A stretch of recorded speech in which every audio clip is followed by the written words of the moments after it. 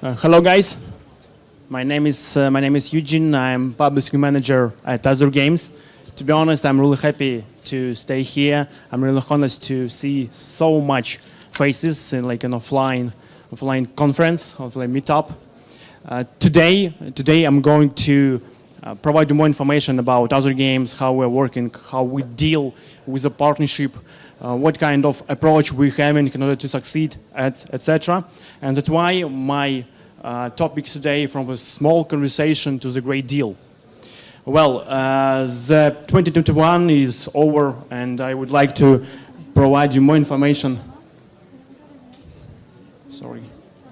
More information about how we closed our previous year, 2021. The previous year was pretty challenging, pretty complicated for, I think, for each publisher. But at the same time, it was pretty great. Well, in terms of the previous year, we got to the top 3. In terms of the downloads of the previous year, we managed to achieve more than 2.5 billion users across the globe, and you know, at the same time, about 1.4 billion we attracted just in 2021. Right now, we are running more than 150 games across the globe, and going to launch additional one. We're going to launch like hyper casual, additional mid-core games, casual, etc. Now I would like to tell you about our approach in terms of more complicated games, not like hyper casual but hybrid games, about how we try to do a hybrid monetization. It's not like connected only with advertisement or with in-app purchases. In that cases, I will try to tell you and show you how we doing like brainstorming, or how we do work, how our workflow looks like with our partners and so on.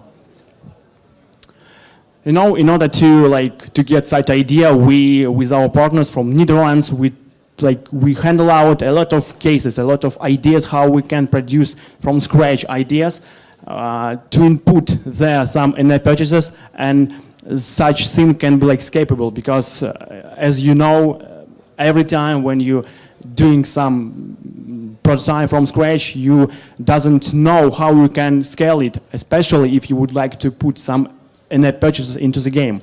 You know, when you produce prototype, we do a first test, we get CPI about 60 cents. For United States, we get CPI worldwide about 10 cents. Retention rate about, roughly said, about 37 cents. And you know, like retention rate is 10 cents.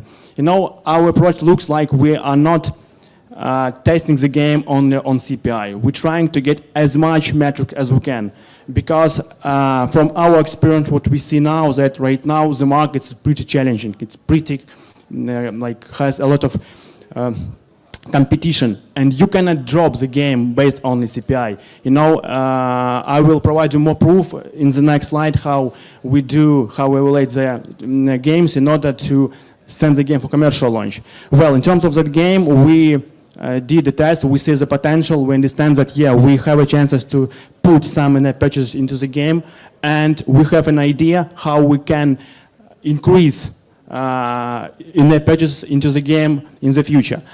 We do a couple of iterations. We implement monetization, and after the first LTV test, we get CPI for US about 35 cents, worldwide about 3 cents, retention rate 40%, and retention rate of 7 days about 4%. Well, it's a really important thing, guys.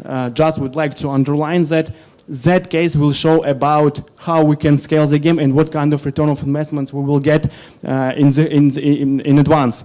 So that case will get about 400% return of investments. That was our goal normally and mainly. After that, we do a couple of iterations, send the game for commercial launch. Right now, current CPI look like this. As you can see, CPI is about 2 USD and 40 cents, worldwide about 40 cents, retention rate 32 cents. You know, from the first view, it seems that metric is not really good, but please pay attention about the return for investments and in-app purchases. Right now we have proportion in terms of in-app purchases about 30% and at 70%. And we try so right now to increase in-app purchases and do like a hybrid monetization. Because, you know, guys, I think you know that right now you cannot earn a lot of money just do advertisement. You every time have like some trouble or some challenging thing which every time scaling your CPI. And that is why right now, more importantly, to do and implement into your games some in-app purchases and to think about that. Not just like you have done LTV test. No, you have to do it from scratch. This is the next.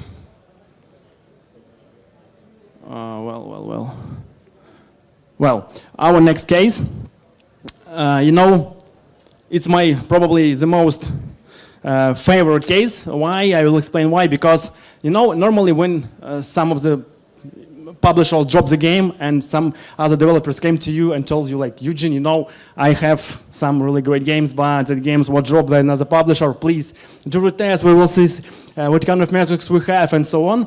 You just, okay, go ahead, you do iteration 1, 2, 3, and trying to improve the metrics. But in such a way, it was really unusual because in order to get such good metrics, we have to be rolled back the game to the first playable version.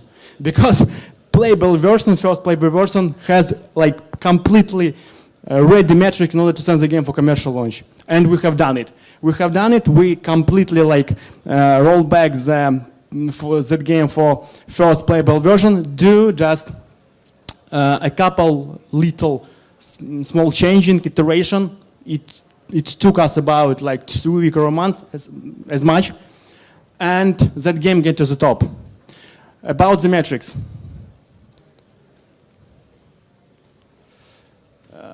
Metrics before iteration. It's like the same metrics we get when the game came to us. Retention rate day one about 40%, CPI about 32 cents. Time of iteration it's like about 1.5 months, but normally it's spent about 1 month because 2 weeks we spent for reviewing the game on the Apple Store and Google Play. Well, when we rolled back the game for the first playable version, it just delay. Metrics after iteration. Retention rate day one about 45%, CPI about 26 cents. It's 26 cents, and that game was completely ready to commercial launch. We sent that game for commercial launch, and that game get to the top one, both Android and iOS. Current metrics look like this. As you see, guys, CPI about $1, retention rate day one 43%, but at the same time, right now the game is having really good profits. Return for investment is also really good. We have already spent more than 7 million for advertisement, for ad revenue. Install right now more than 40 millions, and I think that in 2 months or 3 months we will reach about 16 million users across the globe. You know, in terms of that slide, in terms of the game, please, guys, pay attention that try to, once again, just would like to stress, try to check as much metrics as we can. Right now, in terms of our competition, how much game we have in each single day in the store, you cannot drop the game based on CPI, you know, check CPI, retention of the first day, of the third day, etc. Sometimes playtime as well, because playtime is also like for you a really great indicator whether the game has potential or not. The next hour case, it's really great case chain cube. You know that it's really difficult and challenging case. Why? Because when the developers came to us, that game was dropped by another publisher. It wasn't like 1 or 2, it wasn't a little bit more, but CPI was about one USD. Ratings was about 2 stars. But what you see, guys, retention rate was pretty promising, about 40% of the stats. Play time for first day about 16 minutes, and play time for the third day is about 7.5 minutes. Well, we understand that probably if we go ahead with that game, and during the commercial launch and something like that, CPL is scaling. And we understand it. We try to do a lot of mediation. We try to do a lot of iteration and A/B testing to know that CPI will be grow. We have to have retention rate about 50% or higher, because if we didn't reach such retention rate, more likely LTV going to be higher, and such game will be not profitable. But we saw a really good potential. Why? Because that game was really meditative. Has a really great variable gameplay, a good action response feel. In general, that when I played that game in the first time, I had great feelings, because you cannot spend with that game not less than 10 minutes. If you go into that game, minimum you will play 10 minutes, probably more. And that's why initial metrics was for the retention rate of the first day and play time about 16 minutes. Well, iteration roadmap. Like I mentioned, such case was pretty complicated, because CPI is scaling every time. After each iteration, CPI is scaling. We have to, every time, going up our LTV, because if CPI is scaling in a huge scale, we have to drop the game. And that's why we have to change the game dramatically. We have to put to the game some really fundamental thing in order to, first of all, in order to increase the retention rate of the first day, and a little bit save CPI or drop it a little bit. We first of all rebuilt game feel, then overall logic, visual effects, monetization. In terms of monetization, I would like to stress, because with monetization we had a lot of problems. When I played it the first time, I had a feeling that I spent a lot of time more in advertisement, not than in the game. And that's a big problem with hyper casual. And that's why retention rate, I was taken aback that retention rate of 40%, to be honest. And rating was pretty poor, as you remember, about 2 stars. Well, that's really interesting slide. Like I mentioned, we did a lot of iteration. We did more than 15 iteration. We spent more than 6 months in order to completely and dramatically change the game, do and put some another stuff, and finally we look like this. Retention rate of the first day was about 60%. Rating we will increase up to 4.2 stars. Playtime for the first day was about 30 minutes. Playtime for the 30 days was about 15 minutes. I think that it was really good, and everything in my opinion, we done everything correctly and in the right way. And by the way, please pay attention that more than 5% of players pay for the ad-free version. Well, right now that game works pretty well. We're having more than 32 million users. Sometimes we have CPI for Android about 3 USD.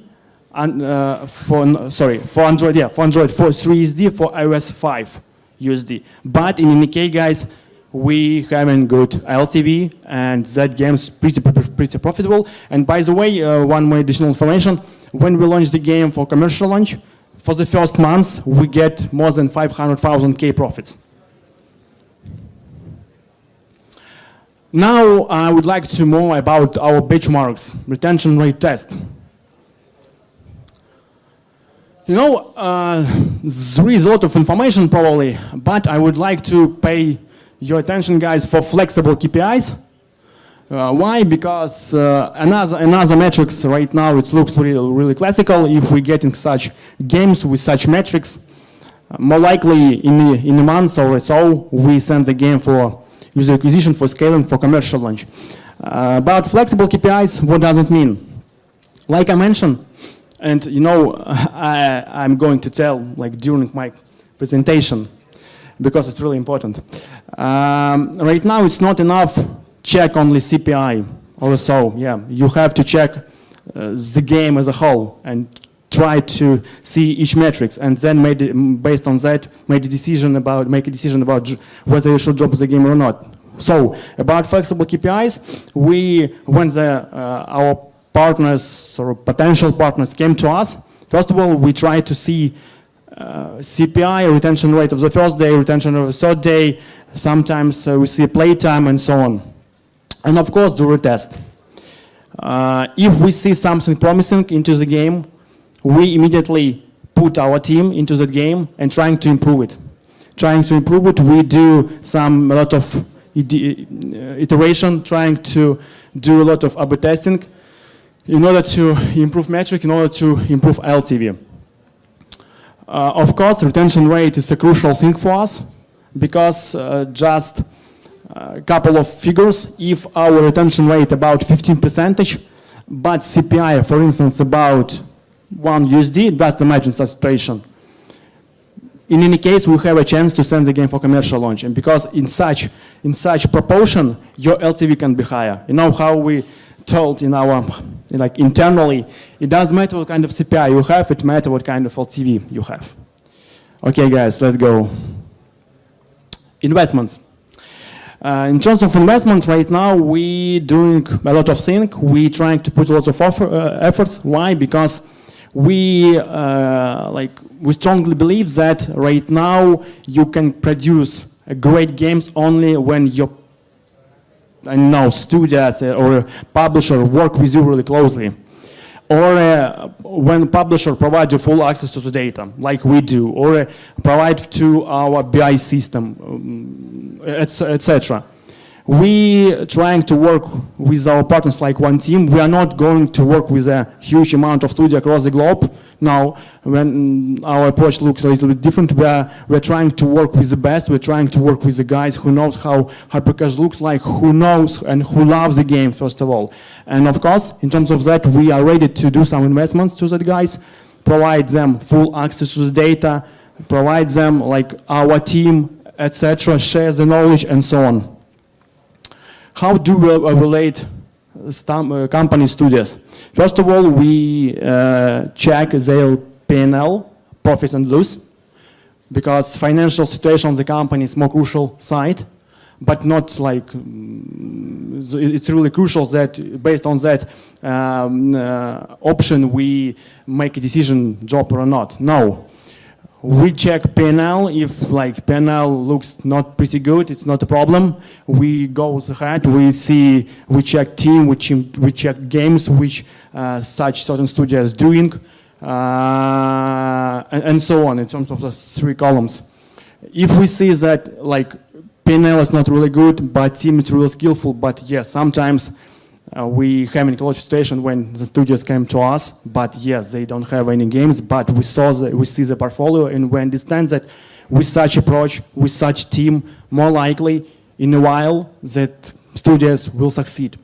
400% in 6 or 7 months, they will launch some really potential games. And of course, we will help them. We will help them by our team, we will help them by money, investment, and so on. Normally, we evaluate the company from EBITDA from 4 to 7. In return, we get share size from 15 to 25%. Would like to speak again about perspective. Perspective means what I mentioned just a couple of seconds, that if the guys doesn't have any potential hit or doesn't had any games previously, it's not a problem. All depends about the team. All depends on you guys. If you know and you will see your goals, etc., and like going every time toward to that goal, we will help you. We will help you, and we will share everything in order to succeed. The next slide. Yeah, just a couple of proofs about that. Just recently, we signed an agreement, investment deal with a really great studios from Israel, Kpis Games. It's really great guys. It's it's really patient guy who doing hyper casual more than 2 years, and they had really successful games. But I would like to underline that really great games we launched with them only when we go to the strategic partnership, to the investment deal. We signed with the contract in the end of the August, and in 2 months we get truly great games. The first one, it looked like this, it's Lucky Carver. That game get to the top one for Android, and was there about a week. Time of launch is the end of October 2021. For the time being, that game has more than 40 million users. Return on investments about 123%, and ad revenue 3 million. Just repeat again, that game works perfectly. We managed to build with that guy such approach where we can produce the games with a potential hit 1 or 2 months or 1 or 3 months. Why it happened? Because first of all, when we go to strategic partnership, we provide to them everything what we have, what Azur Games has. Azur Games has everything in order to succeed, because we having not only hyper casual successful games, we have a really great database knowledge about mid-core games and casual as well. About second games,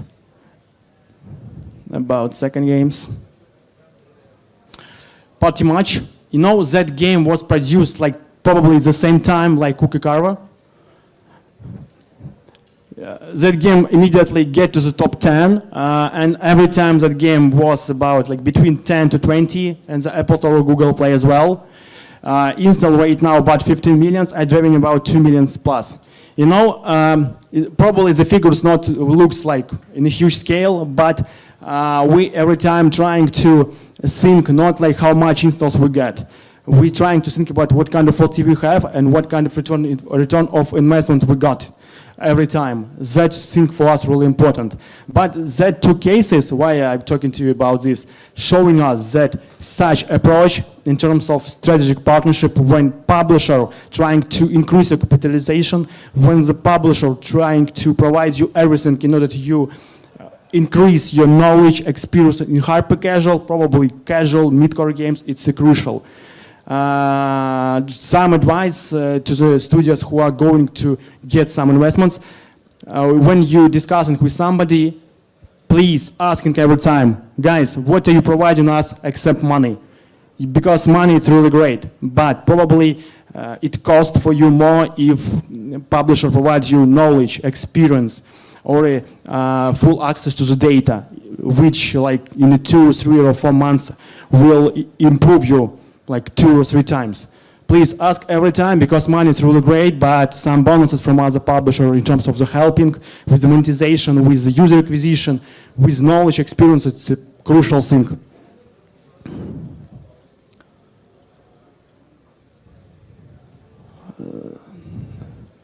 Well, that's also really interesting topic. It's really long, to be honest. And probably everybody in the previous year met some guys who every time talking about NFT. We also every time was thinking about NFT games, how we can go into it, what kind of games we have to do in order to succeed. In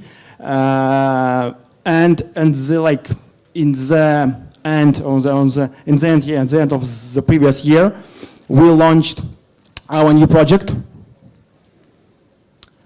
called Access Metaverse. That game was based in our current games called Access.io.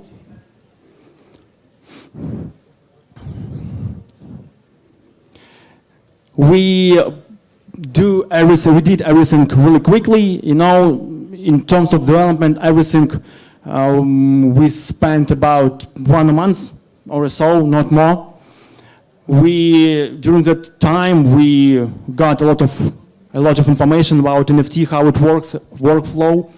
We managed to built really great relationships with the most famous platforms, blockchain platforms in the world.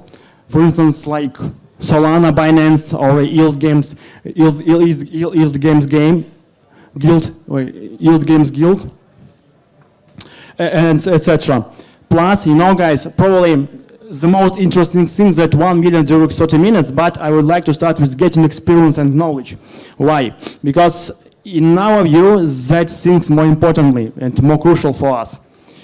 Getting understanding, getting experience from NFT, it's a really great thing. You know, right now we have a plan, we have a roadmap, what kind of thing we have to do, how we can go ahead in order to succeed with the NFT games, and so etc. Right now, for instance, we're preparing some roadmap for our external developers, and probably in 4 or 5 months, we will start doing some NFT games with our external partners. What does it mean 1 million during 30 minutes? It means that when we launch our project, Access Metaverse, we do pre-sales in our marketplace, our assets, gameplay, and got more than 1 million during 30 minutes. Of course, in our opinion, it's really great results, but if we had a little bit more information, knowledge before that, probably such figures can be like really more. Well, guys, thank you very much. Just a little follow-up of my presentation.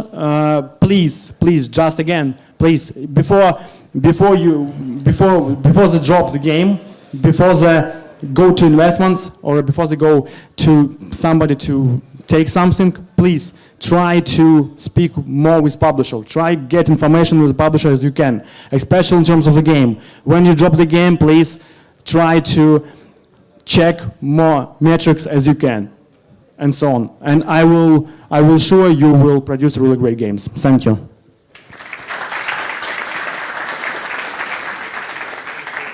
Thank you, Eugene. Yes, we have some questions. There's our microphone. Yeah, okay.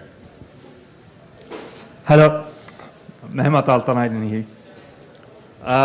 I have a question about Axis Metaverse. You said you made some mistakes or you had some missing information while you went for your initial sale.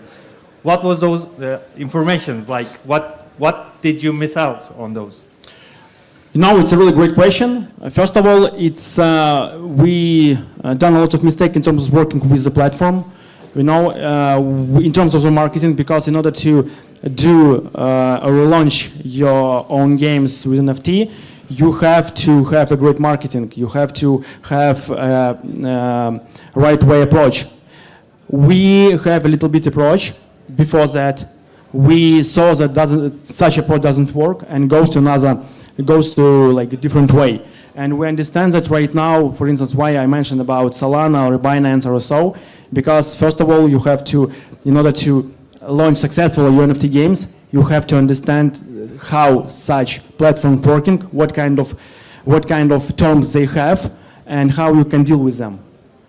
Unfortunately, we don't have any information, but like I mentioned, for us, experience and knowledge is more important thing than money, because we will earn money during this year, because we know that how the workflow is working. Thank you very much. You're welcome. All right, any other questions? Maybe from the live stream as well? Yep, there's one question. Tested. Yep, you were telling about Shancube CPI. I think you said like $3 on Android and $5 on iOS, right?